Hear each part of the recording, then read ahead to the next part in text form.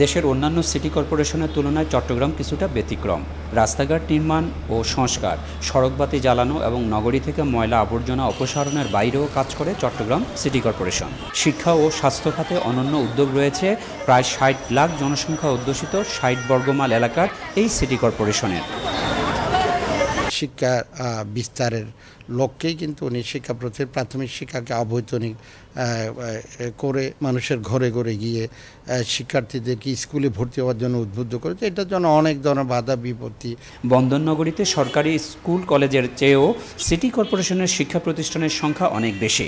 কর্পোরেশনের ৪৭টি high school, ২১টি college সহ ৮০টিরও বেশি শিক্ষা প্রতিষ্ঠানের বিপরীতে সরকারি হাই স্কুল মাত্র ৯টি, কলেজ ৬০টি।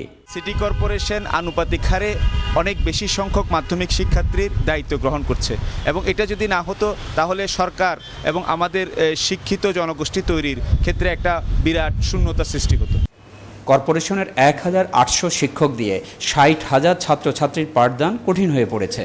পাঠ্যসূচিতে তথ্য প্রযুক্তি বিষয় অন্তর্ভুক্ত হলেও পর্যাপ্ত শিক্ষক নেই। এই কম্পিউটার টিচার আপাতত যারা নিয়োগপ্রাপ্ত তাদের মাধ্যমে ক্লাসটা করাচ্ছি এবং তাদেরকে প্রশিক্ষণ দেওয়া হয়েছে ও প্রশিক্ষণের যা জ্ঞান আছে তা দিয়ে আমরা কোনো মতো চালাচ্ছি। আইসিটির মতো একটা ইম্পর্টেন্ট বিষয় থাকার কারণে আমাদের আইসিটির কোনো স্যার নাই অথবা টিচার নাই, কারণ আমরা অনেক অভাবগ্রস্ততায় ভুগছি। প্রায় ক্লাসই গ্যাপ যাচ্ছে কারণ শিক্ষকের স্বল্পতার কারণে। আগে কর্পোরেশনের নিজস্ব উদ্যোগে শিক্ষক নিয়োগ দেওয়া হতো।